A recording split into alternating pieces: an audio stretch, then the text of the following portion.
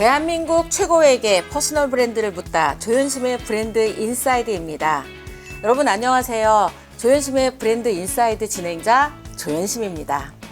오늘 여러분과 굉장히 많은 이야기를 해나갈 텐데 그 중에 제일 중요한 포인트, 여러분의 뷰 포인트, 관점과 관련된 이야기를 나눠볼까 합니다. 내가 어떤 세상을 사는가는 내가 어떤 관점으로 세상을 보는가와 직결되어 있습니다. 여러분이 보는 세상이 모두가 아는 세상이 아닐 수도 있다는 거 한번 생각해 보시면 좋겠습니다. 오늘 스튜디오에는 PYH 대표이사이고 우아한 형제들, 일명 배달의 민족 커뮤니케이션 총괄 이사이자 오콘 커뮤니케이션 총괄 이사를 비롯해서 33곳에서 월급을 받고 있는 대한민국 1호 관점 디자이너 박용우 대표님을 모셨습니다. 안녕하세요. 네, 안녕하세요. 반갑습니다. 자기소개를 해드려야 되는데 이게 소개하다가 숨이 막혀요. 33개를 다 소개를 못하니까. 네. 그래서 저희 시청자분들에게 먼저 직접 본인 소개 부탁드리도록 하겠습니다. 네, 안녕하세요. 관점 디자이너 박용우입니다. 저는 제 직업을 이렇게 정의하거든요. 관점을 통해서 생각의 방향이나 구조를 바꾸는 사람, 이렇게 제 소개를 합니다. 보통 일반 회사에서는 마케팅 이사, 홍보 이사, 뭐 이런 일들, 마케팅과 홍보, 뭐라고 그럴까요? 그 미디어 마케팅, 이런 쪽으로 특화된 일을 하고 있는 사람입니다. 네. 많은 분들이 관점 디자이너라고 이야기를 하면 저런 직업이 있었어? 이렇게 물어볼 수 있습니다. 관점 디자이너가 정확하게 어떤 일을 하는 일인지 좀 소개해 주시면 좋겠어요. 어떤 사물이나 어떤 일이 있다고 쳤을 때 그거를 어느 방향에서 어떤 관점으로 생각하느냐에 따라서 해석 구조가 확 달라지잖아요. 그 생각의 입체화, 이렇게 생각할 수도 있겠구나, 저렇게 생각할 수 있네. 그걸 다각적인 관점에서 해서 회사에 이익이 되는 쪽으로 해석 구조를 만드는 일, 이런 게 제 일이라고 할 수 있죠. 와, 그러니까 무에서 유를 창조해가는 약간 그런 느낌이에요. 대표님의 책 중에 관점을 디자인하라, 그 네. 책이 50만 부가 팔렸다고 했나요? 50만 부는 이미 팔렸고요. 그래서 이 책이 나온 지 10년이 넘었어요. 네. 그래서 5년에 한 번 그때 내용을 한번 바꿨고요. 또 10년을 맞아서 또 바꿨어요. 새롭게 한 100페이지 정도를 더 썼어요. 그래서 더 추가를 해서 이제 50주년 기념판을 냈습니다. 근데 저도 이렇게 오랫동안 팔릴지는 생각을 잘 못했습니다. 네. 그러니까 정말 책 쓰는 작가로서 롤모델이십니다. 거기다가 지금 또 제가 이렇게 생각의 주도권을 디자인하라, 관점을 디자인하라 말고 이번에는 생각의 주도권을 디자인하라라는 책을 냈는데 나오자마자 15쇄가 팔렸다고요? 읽어보신 분들이 자기 직원들한테 좀 읽게 했으면 좋겠다라고 하셔서 많은 분들이 사주셨고, 또 제 책을 읽고 또 좋아해 주셨던 분들이 이제 많이 사주셨습니다. 근데 이제 진짜 이렇게 빠르게 내다 보니까 오차도 있었고, 이 인공지능의 발달 속도가 엄청 빠르거든요. 그쵸. 근데 어떤 태도로 받아들여야지만 우리 삶에 도움이 되는 걸까라는 그런 관점에 쓴 책이 생각의 주도권을 디자인하라는 책이에요. 네. 근데 모티브를 얻은 거는 폴 브루제라는 분이 이런 얘기를 하신 적이 있어요. 한낮의 악마라는 책에서 당신은 당신이 생각하는 대로 살아야 된다. 그렇지 않으면 머지않아 당신은 사는 거에 맞춰 생각이라는 걸 할 거다. 그런 말에 인사이트를 얻었어요. 그래서 인공지능 시대에 보면은 우리는 어찌 보면 알고리즘이라는 이름으로 이렇게 포장이 돼서 잘 느끼지 못하는데 유튜브도 내가 원해서 검색해서 보는 경우도 있지만 내가 보던 것들 위주로다가 인터레스트라고 하죠. 흥미있는 것들 위주로 쫙 저기가 돼요. 그래서 그냥 시키는 대로 사는 삶이 편해졌다고 느낄 수도 있겠지만 이게 진짜 내 생각대로 사는 걸까? 라는 질문을 한 번쯤은 던져봤더니 아니더라고요. 근데 인공지능이 훨씬 더 고도화되면서 이런 것들이 점점 더 심화되겠구나. 그러다 보면은 생각하지 않는 사람들이 많아지겠구나. 그런 우려에서 쓴 책이기도 합니다. 네. 그래서 생각의 주도권을 디자인하라. 여기 보면 이 생각의 주도권을 내가 뺏기고 있나 이런 생각조차도 안 하고 있을 것 같다는 생각이 드는 거예요. 그래서 나는 내 의도대로 살고 있다고 생각했는데 저의 의도가 아니라 알고리즘의 의도대로 살고 있는. 그러다가 제가 이 책에서 너무 정말 신박한 이 인사이트를 얻은 게 하나 있습니다. 여러분 관성에 대해서 어떻게 생각하십니까? 관성. 인간의 본능상 생각 안 해도 되고 그냥 멀쩡히 그냥 늘 루틴대로 살면 관성대로 사는 거거든요. 근데 관성의 어원이 게으름이라고 표현이 돼 있더라고요, 책에. 내 삶이 바뀌지 않는 그냥 지금의 그대로가 지속되면서 나는 온라인 속에 보여주는 저렇게 살고 싶어. 생각만 그렇게 하면 절대로 삶이 바뀌지 않는다는 인사이트를 이 생각의 주도권을 디자인하라 보면서 소름이 끼치게 딱 이게 느꼈거든요. 오늘 이 저자님도 여기 옆에 계시잖아요. 그래서 어떻게 하면 이 시대에 생각을 할 수 있는지 조금 이렇게 인사이트를 좀 주시면 좋을 것 같아요. 한번 작가님께 한번 이런 질문을 던져볼게요. 생각을 하세요? 생각이 드세요? 생각이 나세요? 생각이 들죠. 자, 여기서 우리가 하나 좀 짚어볼 게 뭐냐면요. 갑자기 막. 네. 세 개 중에 하나를 고르신 거예요. 이게 그죠? 관성이에요. 아, 세 개 다 질문. 해요. 나기도 하고 들기도 하고 하기도 해요. 근데 우리는 뭔가를 던지면 그 중에 하나가 정답일 거라는 관성이 있는 거예요. 시험을 그렇게 봤으니까. 몹쓸 관성이야. 네. 그렇죠. 근데 그 말에서 참 우리가 인사이트를 얻을 수 있는 게 뭐냐면 생각을 해야 생각이 들어요. 생각을 해야 생각이 들고 든 생각이 있어야 생각이 나죠. 그래서 생각을 하고 생각이 나고 생각이 들고 이런 과정도 곱씹어야 돼요. 말을 왜 이렇게 하지? 저 사람의 의도가 뭘까? 이런 것들 종합적으로 보면 우리는 그냥 학교 다닐 때 배웠던 4개 중에 하나를 찍는 게 관성이었단 말이에요. 그렇죠. 그중에 정답이 하나 있을 거라고 얘기를 하고 그런 것처럼 우리가 살아왔던 관성이 우리를 지배하거든요. 그래서 어떻게 보면 루틴의 힘 뭐 이런 것도 좋은 관성을 만들자. 관성을 만들 거면 좋은 관성이 만들되 살아오던 대로의 관성이 아니라 살고 싶은 방향대로의 관성을 만들어가는 사람이 있고 살아오던 대로 관성으로 사는 사람들이 있어요.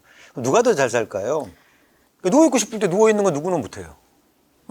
근데 거슬러야 되잖아요. 그죠? 눕고 싶어. 근데 앉아야 되고 일어서야 되고 뛰어야 되고 그냥 자고 싶은데도 깨어 있어야 되고 하는 관성을 거스리는 노력들 한 사람들이 다 정상으로 갔지. 그냥 뭐 하고 싶은 대로 하고 그냥 세상 흐르는 대로 살고 그런 사람들이 잘 사는 경우를 잘 못 봤거든요.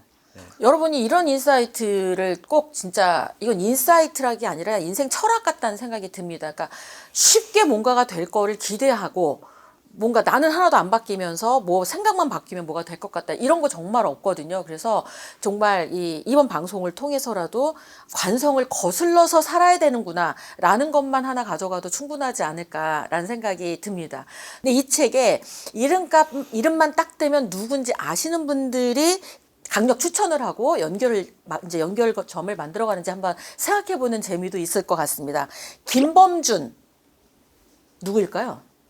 우리 배달의 민족 대표이사를 하셨던 분이죠. 네, 지금은 이제 네이버에 가서 이제 CEO를 하고 계십니다. 이분은 왜 강력 추천을 하고 계실까요? 김범준 대표님은 제가 같이 일을 하면서 그분은 개발자세요. 저는 약간 제가 그분에 대한 편견이 있었어요. CTO니까 이렇게 딱딱딱딱 맞춰서 일을 하겠지. 그게 어찌 보면은 그렇게 뭐 틀 속에서 매여 있는 것처럼 저는 그 생각을 했어요. 근데 CEO 선정위원회 선정위원이었어요. 근데 이제 전 그분을 지지하지 않았어요. 처음에는. 근데 이제 우리 김봉진 의장이 나중에 최종 여러분들의 의견을 들어서 그분을 CEO로 선택해 놓고 왜 선택했냐고 내가 물어봤어요. 그분을. 그랬더니 저분은 고치는 속도가 엄청 빨라요. 그랬어요. CTO로 일할 때랑 CEO로 일할 때랑 완전히 바뀐 거예요. 직원들하고의 커뮤니케이션하는 방법이라든지 의사결정하는 방법이라든지 자기 자리 맞게 그렇게 빠르고 진짜 이렇게 그 이상적인 모습으로 바뀌는 걸 제가 처음 봤어요. 지금 눈빛에 러블리 막 하트가 막 뿜어지면서 얘기를 하고 계십니다. 자, 두 번째 아까 살짝 나왔었는데 김봉진 하면 여러분은 뭐가 떠오르십니까?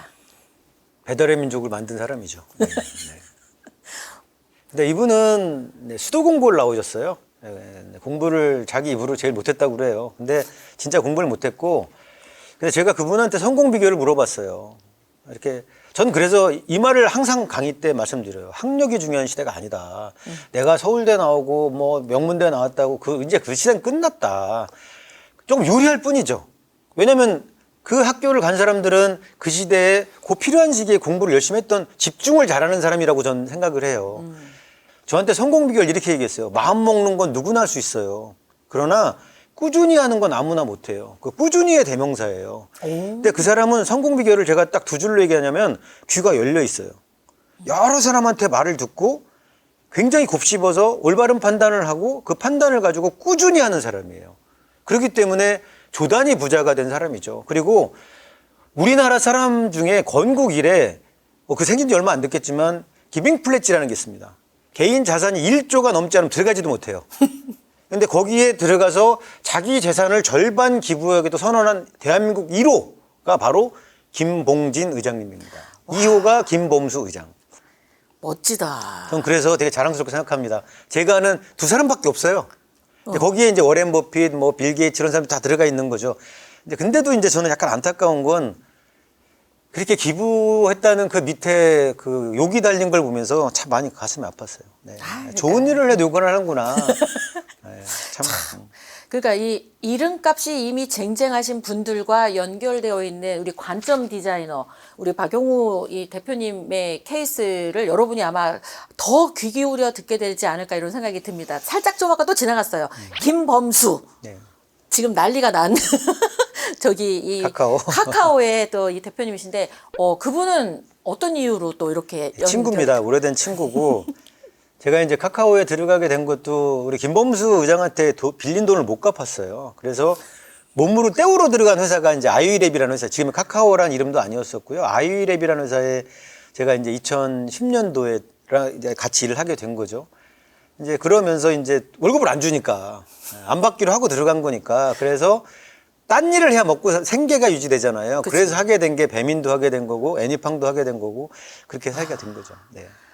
그게 생존하고 연결돼서 할 수밖에 없어서 그렇게 한 네네. 거네요. 네네, 그렇습니다. 야, 지금 폴리워킹 시대라고 하잖아요. 다중직업. 그거에 정말 15년 이상을 앞선 모델이십니다. 네. 그리고 우리 최재봉.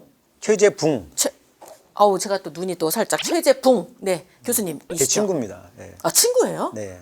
제가 삼성전자 자문하면서 만났던 친구예요. 근데 이제 십몇 년 인연이 있고 저랑 생각이 비슷해요. AI 시대가 올 거다. 그다음에 이제 포노사피엔스라는 책을 쓰신 분이에요.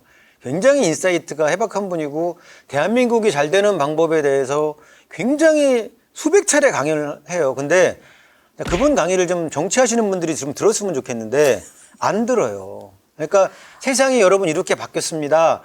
세계에 전 세계 1등부터 10등 회사들을 좀 보세요. 이 회사의 공통점은 이렇고 우리나라의 K-팝이라든지 이런 게 뜨는 이유가 뭐고 그걸 다 설명하신 분이에요. 근데도 네, 그런 거 정치인들 눈에는 안 들리는 것 같아요. 제가 제일 궁금한 건 카카오. 네. 지금 카카오가 이게 바뀌어가지고 얘가 지금 카카오의 이 바뀐 UI라고 하죠. 이게 어떻게 바뀔 건지 조금 미리 저희가 엿보는 시간 들어보도록 하겠습니다. 카카오의 초기에 홍보를 맡았던 사람으로서 많이 안타깝죠. 왜 저렇게 할까? 참 오늘 아침에 일어나서 카카오를 약간 비난하는 뮤직비디오를 봤어요. 예, 참 소라라는 소라2가 나왔는데 그걸 이용해서 아주 잘 만드셨더라고요. 근데 저는 카카오 임원들이 이걸 봤으면 좋겠어요. 예, 아프게 때릴 때 그거는 많은 사람들이 쓰시던 분들이 우리 카카오는 고객들의 사랑에 힘입어서 성장한 거예요. 한번 생각을 해보세요. 현실 인식을 해보세요. 인스타도 있죠. 유튜브도 있죠. 근데 옛날에는요, 유튜브가 그렇게 시간 점유율이 높지가 않았어요. 근데 시간이 많아서 유튜브를 많이 보면 당연히 사람의 시간은 한정돼 있는데 줄어드는 건 당연한 거예요. 그걸 당연하게 여기고 여기서 한번 생각해 보면 진짜 고객 입장에서 생각했나? 근데 저는 카카오가 자꾸 떠나네? 그 불안감만 있었던 것 같아요. 그리고 카카오가 지켜서 카카오가 사랑받았던 게 왜 사랑받았지? 라는 걸 잊어버린 것 같아요. 그러니까 그거를 이미 징조로 나타나기 시작했어요. 블라인드의 개발자들이 전 굉장히 뼈 아프게 봤던 게 야, 이제 카카오톡 매뉴얼 만들어야겠다. 너무 복잡해져서 그 말 들었을 때 되게 가슴이 아팠어요. 중요하게 지키고 있던 철학 같은 게 있었는데 그거를 무시한다고 내부에 있는 구성원들이 느꼈던 거예요. 그러면 왜 그렇게 생각하는지 심도 있게 들어봤어야 돼요. 내부 구성원들도 설득을 못 하는데 국민들을 어떻게 설득하겠어요? 그럼 자기는 그래서 고집과 신념과 구분하는 거, 아집 이런 걸 구분하는 게 되게 중요해요. 카카오는 한 회사 게 아니에요. 그것 때문에 대통령도 막 언급하고 그러셨잖아요. 그런 것처럼 저는 카카오는 이제 물어봐야 돼요. 모르겠습니다라고 솔직하게. 4천만 명을 대상으로 앙케이트를 할 수 있는 회사가 몇 명 되겠어요? 몇 회사나 되겠어요? 그러네요. 카카오가 유일해요. 고객님들 4천만을 향해서 묻습니다. 우리 카카오톡 무엇을 바꿔드릴까요? 라고 물어야 돼요. 그들이 원하는 대로 고쳐가고 거기에 또 우리 철학을 넣고 우리의 생각을 더해서 우리 똑똑한 사람들 많으니까 카카오에 그런 걸 더해서 여러분이 함께 만들어주셨어요. 그래서 국민의 카카오톡으로 돌려주셔야 돼요. 또다시 아마 새로운 관점으로 카카오가 어떻게 변할지를 지켜볼 수 있을 것 같아서 오늘 방송 이후 카카오의 움직임을 지켜보는 또 관전 포인트가 생길 것 같습니다. 저희 브랜드 인사이드 공식 방정식 OT로 이 대표님이 도대체 어떻게 해서 탤런트, 재능을 찾아서 이런 일들을 시작하게 되셨는지, 트레이닝, 고수마다 훈련법이 있죠. 남한테는 표현하지 않는 어떻게 자신의 관점으로 저렇게 디자이너라는 직업을 가지고 33군데의 자문을 해주면서 이렇게 현역이 이렇게 활발하게 활동할 수 있는지 훈련법 들어보도록 할 거고요. 온오프라인이 중요한 소통의 시대에 어떻게 소통하고 계시는지, 그리고 지금까지 긴 시간, 타임, 멈추지 않고 지금의 이 인사이트를 계속 갖고 가시는 그 지혜에 대해서 여쭐 거고요. 마지막 타이밍, 인생의 최고의 때는 언제라고 생각하시는지에 대해서 브랜드 라이프 스토리를 들어보면서 곳곳에서 여러분만의 인사이트를 찾아가시면 좋겠습니다. 첫 번째 공식 질문입니다. 탤런트. 나는 언제, 어떤 계기로 이런 일들을 시작하게 되셨고 하셨는지 한번 쭉 좀 돌이켜서 설명 좀 부탁드립니다. 이제 홍보이사가 되게 된 거는 아까 말씀드렸듯이 빚을 못 갚아서 그냥 하게 된 거고요. 어쩌고 보면 기자라는 일을 한 사람은 홍보는 쉽다고 생각을 해요. 아니거든요. 또 홍보 현장에 가면 또 그 담당자분들은 제 앞에서 기자 하시다가 홍보하시면서 우시는 분들 많이 봤어요. 예, 진짜 힘들어요. 예. 근데 이제 저는 어려서부터 제 국민학교 통지표 6학년 동안 빠지지 않는 선생님들의 멘트가 있었어요. 두뇌는 명석하나 주의가 산만하여 성적이 향상되질 않습니다. 이게 꼭 써 있었어요. 이게 주의가 산만하다는 게 저는 지금 되돌이켜보면 호기심이 엄청 많은 거예요. 근데 그게 내 장점이었구나라는 걸 느낀 거는 아마존의 벽에 보면 이렇게 써 있어요. Learn and be curious. 우리가 저항이라고 하죠. 쭉 가는 것도 중요하지만 서보고 이렇게도 생각해보고 저렇게도 생각해보는 것들을 굉장히 많이 했어요. 그중에 저는 원래 생각법이라는 게 있는데 근원 원자에 올레자를 써요. 왜 저 말이 왜 생겼지? 그거를 끊임없이 물었어요. 그게 이제 기자 때 생긴 버릇이 수사인데 이 말이 맞나? 이제 기자는 적확한 단어를 써야 돼요. 네. 근데 이 적확이란 말도 모르는 사람도 되게 많아요. 예? 정확으로 잘못 알죠. 정확으로 잘못 알아요. 발을 정자고요. 그러니까 목적할 때 그 적자예요. 그러면 딱 들어맞는 그런 뜻이거든요. 옛날에는 이런 인터넷도 없었고 그러니까 사전 이렇게 두꺼운 걸 옆에 놓고 사전을 찾아가면서 기사를 썼다고요. 이 말을 쓰는 게 맞나? 그게 버릇이 된 거고 어원하고 연결된 거고 그래서 이렇게 된 거구나. 스티브 잡스도 그렇게 얘기를 해요. Why? 왜 저렇게 하는 거지? 그다음에 사이먼 시넥도 그렇게 얘기를 해요. Start with why? 왜 그런 거지? 왜를 끊임없이 물으면 경영을 공부하지 않은 사람도 경지에 올라갈 수가 있는 거고요. 당신이 모르는 이유는 질문 안 했기 때문이에요. 관심이 없으니까, 호기심이 없으니까 질문도 안 하고 질문 안 하니까 머릿속에 든 생각도 없는 거예요.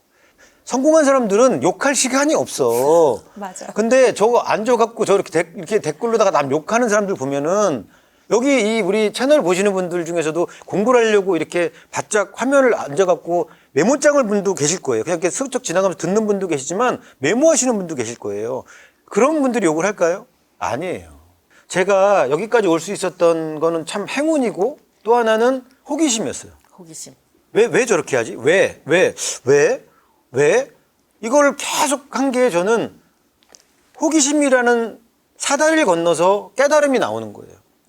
질문하지 않았는데 답을 어떻게 알아요? 와, 어떻게 재능을 발견해서 이런 일을 시작하게 되셨는지를 여쭤봤는데 어릴 때부터 갑자기 되돌아보니까 주의가 산만했다라는 이야기를 또 다른 관점으로 보니까 호기심이 많은 걸로 딱 찾게 된 거고, 이 뭐 하나가 보더라도 다 관점으로 다르게 보게 하는 거에 따라서 얼마든지 내 삶에 유리하게 바꿀 수 있다는 거를 이 하나의 질문만으로도 좀 찾게 되는 것 같습니다. 두 번째 공식 질문 들어가도록 하겠습니다. 트레이닝, 사실 이게 제일 기대가 되거든요. 박용우를 오늘날의 이 자리에 있게 한 나만의 숨은 고수의 훈련법을 3가지 키워드로 소개해 주시는 시간입니다. 나는 이렇게 했다. 첫 번째 키워드입니다. 생각을 입체화한다 그랬잖아요. 이렇게도 생각해보고 저렇게도 생각해보고 그렇게도 생각해보는 거예요. 사람들은 물고기 그러면 옆모습을 생각해요. 근데 일본 가서 달력을 하나를 딱 보면서 물고기 앞모습만으로다가 이렇게 달력을 만든 거예요. 내가 물고기 앞모습으로 생각해 본 적이 없네. 플립 앤 로테이트 싱킹이라는 게 있어요. 우리가 이렇게 보면 여기만 보이잖아요. 뒷면, 붕어빵 굴 때 보면은 여기도 있고 여기도 있잖아요. 그럼 왜 뒷면에 있는 게 뭐지? 근데 판 돌리잖아요. 그러면 이렇게 생각해보고 이렇게 생각해보고 앞면, 뒷면, 입장 바꿔놓고 생각해보고 생각의 음영지역을 없애는 방법이에요. 생각의 음영, 그러니까 그림자가 못 없게끔 본 거. 한다. 근데 그게 약간 6색깔 모자 이론하고 약간 연결돼서 이렇게 다른 관점으로 보게 하는 거랑도 연결된 것 같아. 첫 번째 키워드는 생각을 입체화하는 거가 내 몸에 배서 나는 그냥 다른 사람이 준 그대로 받아들이는 게 아니라 이게 왜 이러지? 그렇죠. 또 보고 다른 방향으로 보고 하는 게 몸에 지금 배어 계신 거죠. 관성이 된 거죠. 그게 관성이야. 네네. 네, 관성. 관성을 좋은 걸로 만드셔야 근데 되는 관성이 거. 필요 없다는 얘기가 아니에요. 그쵸. 좋은 관성을 만들라는 그렇지. 거예요. 근데 내가 편한 관성은, 마찰이 없는 관성은 사람을 게으르게 만든다고. 그러니까 생각을 입체화한다는 걸 또 다르게 표현하면 마찰이 있는 관성을 만들어야 된다. 그게 나를 오늘의 이 자리에 있게 했다. 그러니까 참 그냥 생각을 그냥 해라. 이렇게 보통 생각했는데 생각을 입체적으로 생각하게 만들었다는 게 오늘의 또 굉장한 중요한 관점 포인트가 아닐까 생각합니다. 자, 오늘날의 박용을 만든 이 고수의 훈련법 중에 하나. 두 번째 키워드. 싱킹 시드를 찾는 게 되게 중요해요. 생각의 씨앗을 찾는 게 중요한데, 제가 교보문고 가서 강의를 하면서 우연히 만난 문장 하나가 내 인생을 바꿀 수 있다라고 이렇게 강의를 썼어요. 그랬더니 어떤 분이 써내더라고. 야, 미친놈아. 무슨 문장 하나가 인생을 바꾸니? 전 그걸 듣고 굉장히 가슴이 아팠어요. 그 문장 하나하나들이 모여서 생각을 만드는 거예요. 그러니까 성공한 사람들은 거기다 책을 보라고 그래요. 독서해라. 워렌 버핏도 그렇게 얘기했고, 김봉진 회장도 그렇게 얘기했고, 김범수도 엄청나게 책을 읽어요. 저 때문에 인생이 바뀌었다고 하는 강호동 대표란 분이 있어요. 그분도 2,000권의 책을 읽었다고 그랬어요. 그 사람이 2,000권의 책을 다 외울까요? 아니에요. 문장 하나만 남아있는 거예요. 한 개가 남아있을 수도 있고, 두 개가 남아있을 수도 있고, 느낌으로 남아있을 수도 있는 거예요. 저는 인맥이 뭐지? 그럴 때 낙가다니 악기로에 내가 도와줄 사람의 숫자는 내가 도와준 사람의 숫자랑 같습니다. 이게 제 인생을 바꾼 거예요. 그리고 스티브 잡스의 연설을 저는 1,000번도 넘게 들었어요. 졸업식 연설을. 거기서 저 인생을 딱 바꾼 게 커넥팅 더 낫이었어요. 현재는 어느 순간의 미래랑 어떻게든 연결돼 있다. 그거였어요. 근데 웃기지 마. 그런 사람한테 저는 어떤 생각이 드냐면 불쌍하다. 당신은 나는 진짜 절실하게 사람들의 인생이 바뀌기를 난 이렇게 바뀌었습니다라고 하는데 그렇게 성공한 사람들은 맞아라고 동의를 해주는데 그런 경험을 한 번도 못 해본 거예요. 그치. 인생 하나가 뭐 바꾸니 여러분 히딩크 감독이 4강을 올라가고 나서 뭐라고 그랬죠? 사람들이 히딩크 감독의 말 중에 뭘 기억해요? I'm still hungry 그랬어요. 여전히. 근데 우리나라 기자들이 뭐래? 난 아직도 배가 고프다. 아니에요. 난 1승이 절실하다. 절실하다는 뜻이에요. 헝그리가 배가 고프다는 뜻이 아니고. 맞아. 근데 우리가 기억하는 거는 난 1승이 절실해. 그 사람의 절실함이었어요. 그럼 히딩크 감독 말 다 외웠어요, 그 사람은요? 머릿속에 남아있는 건 잔상이에요. 좋은 잔상들을 문장이나 뭐나 이런 것 통해서 내 안에 계속 차곡차곡 누적시키는 거예요. 그것들이 쌓여서 나의 가치를 만드는 거예요. 제가 망하고 나서 서울역에서 봤을 때 버트런트 러셀의 행복의 정복이라는 책에 나왔던 내 강의하는 거 보면 내가 감동받았던 문장들로 많이 이루어져 있어요. 거지가 부러워하는 건 부자가 아니다. 형편이 조금 더 나온 다른 거지다. 뭔 말이지? 곱씹고 곱씹다가 아 맞네. 부자의 꿈을 꿔야 부자 비슷하게라도 되는구나를 안 거예요. 노숙자들은요. 아, 저 사람은 어떻게 저런 박스 구해왔지? 이런 거 부러워해요. 그 사람의 부러움이 그 사람의 방향을 욕망의 방향인데 그 방향이 요만하면 그냥 만족하면서 산다. 글쎄요. 만족이 너무 터무니없는 건 안 되겠지만 하나하나 에스컬레이팅 되면서 만족의 크기를 넓혀가는 거거든요. 그 에이블리 만든 강석훈 대표가 생각의 디포트 값을 만드는 말을 다 미리 정해놓는다고. 그냥 그 친구 말이 맞다고 생각해요. 성공하는 사람들은 어느 지점같이 다 만나요. 비슷한 말을 해요. 그러니까 또 그 사람이 쓴 댓글이 뭐냐면 다 어디서 들은 소리네 그래요. 네. 그러니까 참 보면은 너는 똑같은 얘기를 들었는데 왜 너는 그 자리에 있니? 나 그 사람 뭐 하는지 물어보고 싶어요. 그 똑같은 말을 들었다는 게 중요한 게 아니라 중요한 건 전 그래서 덕분입니다라고 말은 그렇게 얘기해요. 당신 때문인 거예요. 당신이 그렇게 곱씹어서 자기 걸로 만들었기 때문에 당신이 성공하신 것이 나 때문이 아니에요. 진짜 성공의 이유는 당신이에요. 곱씹는 능력, 내 거로 만들어서 실제 행동으로 옮겼기 때문에 당신이 잘 된 거지. 저는 그런 생각을 잠깐 해주게 했다는 거는 뭐 그건 제가 인정하겠습니다. 그렇지만 모든 99는 당신 때문이에요. 그러면서 저희는 또 궁금해지고 있죠. 세 번째 키워드를 여쭤보도록 하겠습니다. 나는 무엇으로부터 자극을 받냐는 거예요. 저는 그 유태인의 책에 이런 말이 있어요. 가난해도 부자의 주례서라고. 그리고 부자에게 점심을 사라고. 무슨 얘기일까요? 욕망은 사람마다 다 똑같이 있어요. 그렇게 갖고 싶죠. 그렇게 되고 싶죠. 그게 없는 사람은 아무것도 안 돼요. 제가 그래서 그래요. 절실하면 모든 게 스승이라고. 그러면 젊은 친구 18살짜리 만나도 자극받아요. 저 친구는 정말 내가 18살 때 쟤처럼 했으면 나 더 발전할 수 있었겠다 이런 생각이 들어요. 그리고 부자가 된 친구들 보면 저 친구는 성공의 비결이 저거네. 그걸 봐요. 때로는 이것도 봐요. 쟤 저래서 망하네. 보여요. 그것도 자극이네요. 자극이죠. 쟤는 사람을 이용하네. 사람은 그냥 이렇게 써먹고 버리고 그러네. 저 친구는 되게 다 좋은데 고맙다는 말을 안 해서 옆에 사람들이 다 저고리도 바뀌네. 나는 무엇으로부터 자극을 받느냐? 그러면 자극받은 거는 우리 김봉진 회장 그걸 사람책이라고 불렀어요. 책은 그 사람의 인생을 기록해놓은 활자 형태지만 사람의 말이나 그 사람의 행동을 통해서 책처럼 배울 수 있는 게 너무너무 많아요. 그러면 성관사님 만나서 꼭 기자 근성 같은 게 있어서 그것도 관성이죠. 질문하는 게 버릇이 된 거예요. 너무 좋은 거예요. 김범수장한테 20몇 년 전에 물어봤어요. 범수야, 너는 인생에서 중요한 게 뭐야? 밸런스드 라이프야. 어느 순간 달리다 보면 이렇게 한쪽으로 기울어 있대요. 뭐 일만 막 하거나. 그런데 자기는 멈춘대요. 그 말을 듣고 나서 곰곰이 생각해보니까 생각의 띵킹 시드인 거예요. 그러니까 생각의 씨앗인 거. 멈추라고? 뭘 멈추라는 거야? 김범수가 또 기가 막힌 말을 해주는 거예요. 멈추지 않으면 어느 쪽으로 기운지 모른다고. 이게 움직이는 추에서 이게 어느 쪽으로 멈추는지 모르잖아요. 멈춰봐야지 이게 어느 쪽으로 이렇게 해봐. 멈춰봐야지 하는데 움직이면서 어떻게 이걸 잡아요. 그러니까 멈춰봐. 나처럼. 사람들은 다 실력이 있길 바라잖아요. 그렇죠. 범수야, 실력이 뭐야? 실력은 발현되는 거야. 발현? 발현이 뭐지? 왜 그런 표현을 썼을까? 왜? 진짜 실력 있다는 거는 머릿속을 뒤적뒤적 뒤지는 게 아니야. 바로 나오지. 발현된다. 그러니까 내가 내공을 쌓아놔야지 탁탁탁탁 나오지. 그게 뭐더라? 그리고 막 매뉴얼 찾고 그런 거 실력 있는 거라고 부르지 않는다는 거예요. 그러면 나는 무엇으로부터, 누구로부터 자극받냐? 책으로부터, 유튜브로부터, 사람으로부터 자극받을 게 너무나 많아. 그래서 되도록이면 좋은 얘기하는 사람, 그 다음에 내가 배울 게 있는 사람, 그 다음에 이 사람이 뭘 하는 행동에서도 배우려고 노력하면 뭐다? 절실하면 모든 게 스승이다. 그래서 그걸 받아들일 수 있는 거는 절실함이에요. 정리를 좀 해드려 보도록 하겠습니다. 오늘날의 관점 디자이너 박용우를 만든 세 가지 키워드. 첫 번째, 생각을 입체화해라. 입체라고 하는 부분들이 Y라는 걸 통해서 이쪽으로도 보고 저쪽으로도 보고 계속 그냥 누군가 준 질문에 답을 찾는 이런 게 아니라 다각도로 보는 것들을 계속 해왔다라고 하는 부분들 기억하실 겁니다. 두 번째가 생각의 씨앗을 키워라.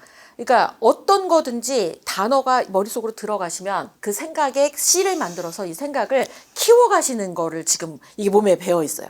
그래서 그런 생각의 씨앗을, 좋은 씨앗을 심어야 또 좋은 이 열매가 맺어지는 것처럼 내가 되고 싶은 사람의 씨앗으로 키워가라. 나는 그렇게 나를 했다라고 직접 말씀해 주신 포인트 기억하시면 좋겠고요. 마지막은 나는 무엇으로부터 자극받는가. 좋은 걸 보고 좋은 자극을 받기도 하고 나쁜 걸 보고 저렇게 하면 안 되겠다라고 하는 자극을 받고 있다라고 말씀을 해주셨습니다. 그래서 여러분한테 오히려 거꾸로 질문을 지금 던지고 계시더라고요. 여러분은 지금 무엇으로부터 자극을 받고 있는가. 진짜 이렇게 관점이 막 계속 유영하고 있다. 그러면서 유연해지는 것 같고 그러면서 좋은 쪽으로 바뀌고 있다는 생각이 들어서 방송하면서 더 팬이 되어가고 있다는 생각이 듭니다. 되게 감사합니다. 멀었거든요. 그렇게 재밌게 들었는데. 그러니까 그래서 자 여러분, 그래서 저희 공식 질문 두 번째까지 넘어갔습니다. 이제 세 번째 질문입니다. 토크. 지금 박용호 대표님하고 저는 오프라인에서 이렇게 만나서 토크를 하고 있고 이런 토크도 되게 중요하잖아요. 소통. 그런데 이제는 디지털을 통해서 전 세계가 연결되어 있는 세상이잖아요. 요즘 같은 때 우리 박용호 대표님은 온오프라인 어떤 소통을 어떻게 하고 계시는지 들려주십시오. 대부분의 소통이 오프라인 소통이 별로 없어요. 그죠? 거의 뭐 90대 10 정도로다가 오프라인이 많이 줄어들고 90이 거의 온라인 소통인데 제가 이제 항상 얘기하는 게 저는 13,000명이 넘는 13,200명이 넘었더라고요. 카톡 친구가 있고 핸드폰에 5만 명의 전화번호가 넘게 있어요. 근데 저는 일자가 하나도 없어요. 온라인으로 하면 온라인에 맞는 소통법을 알아야 돼요. 저는 그중에 제일 훌륭한 사람 중에 두 사람을 꼽으라고 한다면 우리 핀다라는 회사, 제가 자문하는 회사인데 이혜민 대표예요. 뭔가 카톡을 보내고 제가 글을 보내면 반응해요. 흐흐 이런 게 아니에요. 아, 당신이 말한 이 긴 문장 중에 저는 이 부분에 대해서 되게 좋게 생각하고 나랑 같은 생각이에요. 그 부분을 캡처해갖고 이 부분이 가장 좋았어요. 이런 식으로 반응해줘요. 그리고 우리 카카오의 정신화 대표랑 이런저런 얘기를 하면 그 사람은 잘 읽었습니다. 그리고 항상 얘기해요.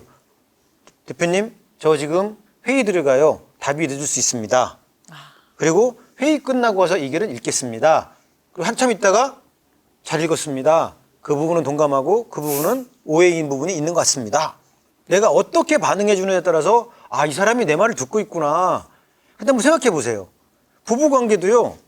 맛있는 거 해놨어? 이렇게 말하는 사람하고 아, 피곤해. 이렇게 말하는 사람하고 그러면 맛있게 음식을 준비한 아내는 어떻게 생각할까요? 예전에 어떤 스님이 그 얘기를 하시더라고요. 사람의 관계를 깨트리는 건 서운함이라고. 단어가 그쵸, 그러네요. 이게 빡 부딪히는 건 해결이 된대요. 딱 이렇게 부딪히면 누가 하나 깨지거나 악수를 하거나 잘못해서 하거나 화해를 하거나 종결이 나는데 서운한 거는 계속 쌓이다가 한 방에 빡 터진대요. 그건 회복이 안 되는 거예요. 안 되는 거예요. 그러면 그때 그 스님이 하신 말이 뭐냐면 그걸 해결하는 방법이 하나 있다. 지금 서운한 걸 얘기를 해라. 제하고는 아직 안 끝났어. 그러면 서운한 걸 다 얘기하래요. 제가 해결해 주는 건 제가 해결해 주고. 그러니까 오지랖이 넓은 거예요, 제가.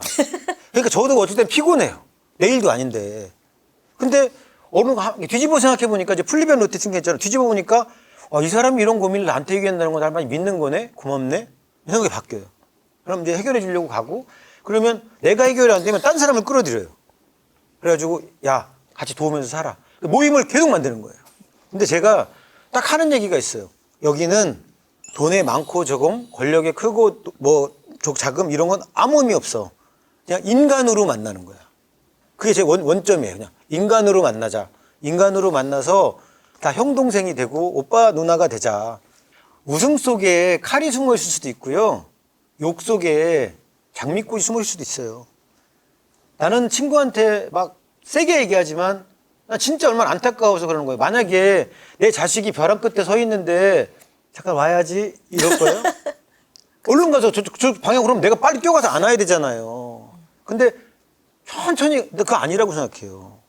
큰 소리가 필요할 때도 있고 조곤조곤 얘기할 때도 필요하고 그런 게 다 필요한데 저는 약간 포르테가 많은 편이에요. 안단테 포르테 중에 포르테가 많아요. 근데 저는 여러 사람을 만나다 보니까 직설적으로 딱 핵심을 얘기해서 세게 얘기해요. 이런 망해. 개판이야. 뭐 이런 얘기를 하면은 왜 말을 저렇게 하지? 근데 제가 사람들이 왜 제 주변에 많을까요? 그걸 다 이기는 건 진심이라고 생각해요. 이 사람이 나 진짜 잘 돼. 사람들은 욕을 해도 진심으로 이 사람이 잘 되게 하는 걸 느끼면은 뭐라고 안 해요. 근데 아무리 달콤한 말도 나중에 얘가 나 등쳐먹으려고 그렇게 했어? 그러는 순간 그 사람에 대해서 용서가 안 되는 거예요.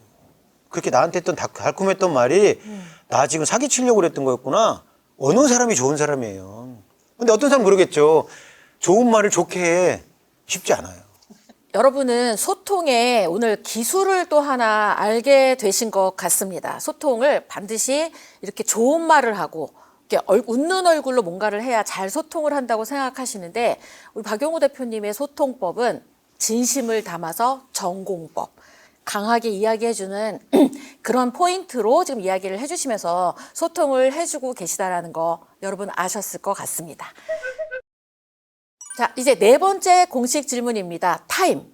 지금까지 일을 하시면서 진짜 이 일을 하기를 잘했다 싶을 때도 있고 내가 왜 이런 일을 해서 이렇게 이 사람 저 사람 오지랖을 부리고 이렇게 하지? 이럴 수도 있는데 그럼에도 불구하고 지금 지속하고 계시기 때문에 지금의 박용우라는 이 위치까지 오실 것 같은데 멈추지 않고 이렇게 일을 할 수 있는 힘은 어디에서 기인하는지 듣고 싶습니다. 망해봤다는 게 전 좋은 경험이었던 것 같아요. 망해보면 그렇게 되고 싶지 않거든요. 부자가 된다는 게 돈이 많아서 좋은 차를 사고 뭐 좋은 옷을 입고 좋은 뭐 돈이 많아서 사람들 앞에서 자랑하고 이게 부자라고 생각하지 않아요. 내가 사람들을 모아놓고 내가 밥을 살 수 있고 그 사람들을 만나게 해주고 하는 게 너무너무 좋아요. 저는 그냥 그 사람들을 진심으로 대하니까 사람들은 인맥이라고 하잖아요. 그러면 야, 높은 사람, 힘센 사람은 나만 하고 싶어 하잖아요. 난 그런 거 없어요. 좋은 일을 많이 해라. 좋은 사람들끼리 만나면 좋은 일이 반드시 벌어진다. 그래서 그렇게 계속 사람들을 만나게 해요. 저는 일을 할 때 원칙이 모든 건 사람이 한다예요. 거의 사람이 일을 만들고 사람이 해결하고 사람이 다 해요. 그러면 그냥 좋은 사람들하고만 있으면 돼요. 이제 제가 좋아하는 우리 소태환 대표라고 계신데 4시 33분에 사장을 했던 분이에요. 우리 패밀리인데 그분을 자문 안 하려고 그랬었어요. 그 회사를. 근데 그분한테 제가 딱 감동받았던 한마디가 있었어요. 이게 활이라는 게임이 나왔는데 게임이 자꾸 제가 보기엔 후진 거예요. 그래픽도 후지고 막 게임을 그래서 왜 이렇게 후지게 만들었냐 그랬더니 그분 말이 명언이었어요. 자기는 진보라는 단어보다 진화라는 단어를 좋아한대요. 진화는 거꾸로 갈 수도 있대요. 유턴할 수도 있고 휠 수도 있고 그런데 진보는 자기는 그렇게 정의 내린대요. 베러된. 지금보다 무조건 나아야 돼.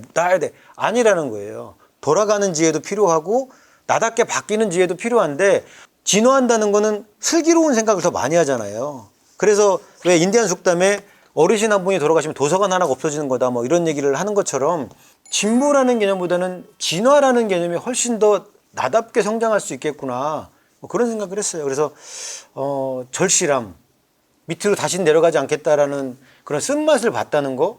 그다음에 그러면 계속 배로된 그러면 피곤해서 내가 못 견딜 것 같다는 생각. 그래서 나답게 진화하는 게 맞을 것 같다는 그 진화. 맨 밑바닥에 불편하잖아요. 가난은 불편한 거예요, 되게. 그래서 우리 엄마가 아픈데 돈이 없어서 엄마가 돌아가시는 것도 그거 감내해야 될 게 아니잖아요.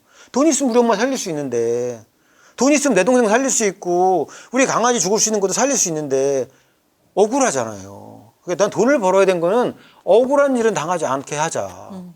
그게 전 돈 버는 원인 중에 하나라고 생각해요.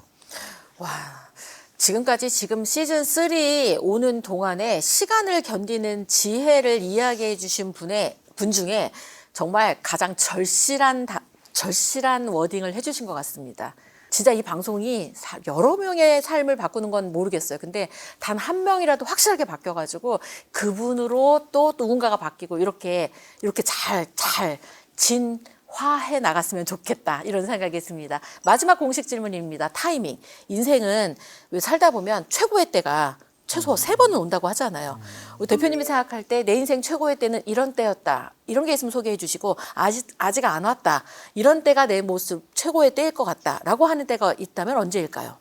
최고의 때는 카카오톡이 앞에 국민자가 붙었을 때 가장 최고의 때였죠. 2011년도에 대학원을 다시 들어갔어요. 신입생 환영회 비슷한 거를 해주는 거예요, 선배들이. 그 전기수 선배들이. 근데 카카오톡에서 일합니다. 근데 갑자기 와! 그러는 거예요. 그때가 최고의 때였어요, 진짜로. 나는 카카오를 그렇게 사람들이 막 일을 하다 보니까 파묻히다 보니까 대학원 원우 전체가 와! 그러는데 카카오톡이 성공한 거구나.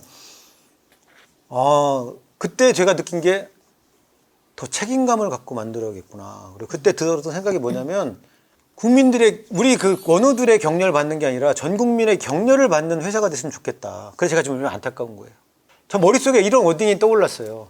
야, 저런 회사가 한국에 하나쯤은 있어야지. 그땐 조그만 회사니까. 저런 회사가 있어야지. 그래서 전 국민이 박수 받고, 저런 회사가 있어야 돼. 그런 회사를 만들고 싶었어요. 제가 이제 졸업이라는 표현을 하는데, 카카오를 졸업하고 나와서 좀 성장할 때 같이 박수 쳐주고, 함께 아파하기도 하고 그랬는데, 지금 막 이렇게 비난과 질타를 받는 걸 보면 가슴이 되게 아파요. 네. 우리가 생각하는 이게 타이밍, 인생의 최고의 때가 이게 정말 작은 바운더리 이런 게 아니라 정말로 그냥 누구나 다 아는 그 정도를 만들었을 박용우 대표님의 최고의 때에 느꼈을 그 감정, 저희가 오늘 같이 한번 느낄 수 있는 시간이었던 것 같다는 생각이 듭니다.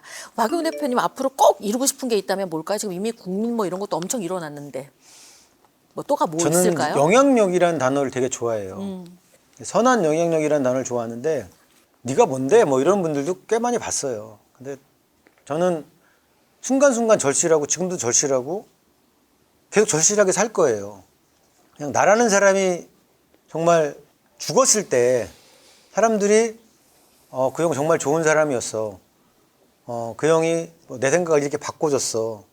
그런 사람들이 많았으면 좋겠어요. 근데 제가 코카콜라랑 잠깐 일을 할 때 그 광고가 있었어요. 근데 당신은 그 카피가 뭐였냐면 당신은 당신의 장례식에 가는 생각을 해본 적 있습니까? 그런 생각을 많이 상상해 보거든요.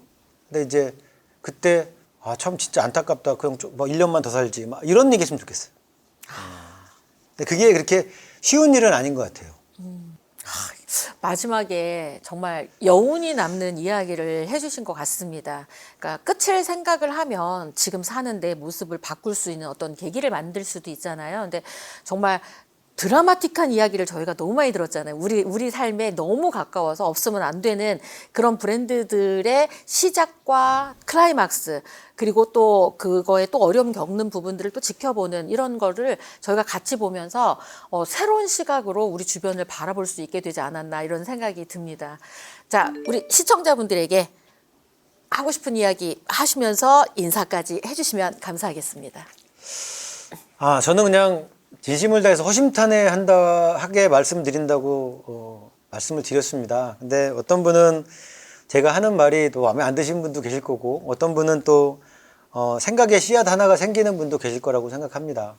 그러나 저는 마음에 안 드는 분이더라도 제가 하는 말 중에 한마디는 건지셨으면 좋겠습니다. 저는 생각하고 행동하고 경험하고 하면서 느꼈던 부분들을 여러분께 말씀드리는 거잖아요. 제가 이 말씀을 꼭 다시 한번 드리고 싶어요. 절실하면 모든 게 스승이다. 저는 망해보니까 그걸 알겠더라고요. 여러분은 망하지 않고도 아실 수 있잖아요. 절실해서 점점 더 성장하시고 3년 정도는, 아니면 좀 너무 그것도 길다고 생각하시면 1년 뒤에 나는 똑같은 걸 반복하면서 그 상태로 계속 있을까? 아니면 1년 뒤에 나는 이 정도는 돼 있어야 되라는 모습을 생각하고 현실을 살면요. 그게 이제 스티브 잡스가 말했던 커넥팅 더 낫인 것 같아요. 현재는 어느 순간의 미래와 어떻게든지 연결된다. 여러분이 오늘 읽는 책 하나, 여러분이 보는 유튜브 하나, 여러분이 친구를 통해서 배워오는 하나가 여러분의 미래에 이만해질 수 있거든요. 오늘 그런 하루가 되셨으면 좋겠다고 생각을 합니다. 긴 시간 동안 여러분의 인생 귀중한 시간인데 그 긴 시간, 또 짧지 않은 시간이죠. 이렇게 길게 봐주셔서 감사하고요. 여러분이 잘 되셨으면 좋겠습니다. 진심입니다. 감사합니다. 네, 우리 브랜드 인사이드에 나오셔서 이렇게 정말 라이프 스토리 정말 진솔하게 들려주시고 또 멋진 인사이트 전해주셔서 너무 고맙습니다. 감사합니다. 네, 여러분 오늘 수많은 단어들이 스쳐 지나갔을 겁니다. 여러분 마음에 남는 단어 한 가지 떠오른다면 어떤 단어가 떠오르실까요? 저는 수많은 머리를 스쳐가는 단어, 가슴을 스쳐가는 단어 중에 정말 딱 절실함이라는 단어가 남았습니다. 생텍쥐베리의 어린 왕자에서 이런 이야기가 있죠. 배를 만들게 하려면 바다를 동경하게 하라. 그래서 정말 바다를 동경하면 배 만드는 방법은 얼마든지 찾고 만들 수 있는 세상인 거잖아요. 그래서 여러분 마음속에 간절한 열망이 무엇인지 찾고 그 열망에 절실하시게 되면 무엇이든 할 수 있는 게 우리한테 지금 주어지는 정말 좋은 시대가 되지 않았나 이런 생각이 들면서 여러분에게 이 박용우 대표님의 브랜드 인사이드, 브랜드 라이프 스토리를 통해서 브랜드 인사이트를 전해드리는 시간 오늘 여기까지 하도록 하겠습니다. 여러분의 꿈을 응원하도록 하겠습니다. 시청해주셔서 고맙습니다.